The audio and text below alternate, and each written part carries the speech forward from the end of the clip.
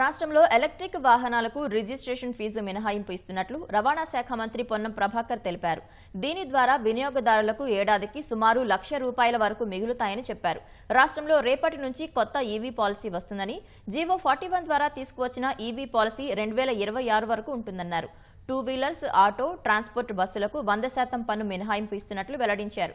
ఢిల్లీ మాదిరిగా హైదరాబాద్ కాలుష్యం బారిన పడకుండా ఉండేందుకే పర్యావరణ హిత విధానాన్ని తీసుకొస్తున్నామని, ప్రజలు విద్యుత్ వాహనాల కొనుగోలుపై దృష్టి పెట్టాలని మంత్రి పొన్నం కోరారు.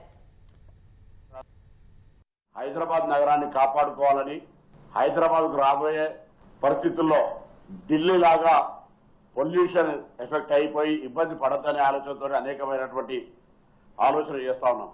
దానిలో భాగంగా గతంలో కొన్ని జీవోల ద్వారా 2020, 2030కి సంబంధించి ఎలక్ట్రికల్ వెహికల్ పాలసీ తీసుకొచ్చినారు. ఆ పాలసీ కొంత లిమిటెడ్ వెహికల్స్ కు సంబంధించి ఒక 5,000 వాహనాలకే పరిమితం చేసి దాని తర్వాత వదిలిపెట్టేసినారు.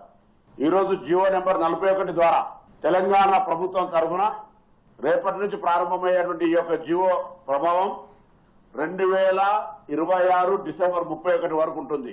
ఎలక్ట్రికల్ వెహికల్స్ కు సంబంధించి పరిమితి అనేటువంటిది లేకుండా ఎందరైనా కార్లు, two wheelers, three wheelers, tractors, RTC బస్సులు, దాంతో పాటుగా సంస్థలు సొంతంగా ఉపయోగించుకోవడానికి అవసరమైనటువంటి బస్సులతో సహా వీటన్నిటికీ 100% tax exemption and registration exemption చేసే విధంగా నిర్ణయం తీసుకోవడం జరిగింది.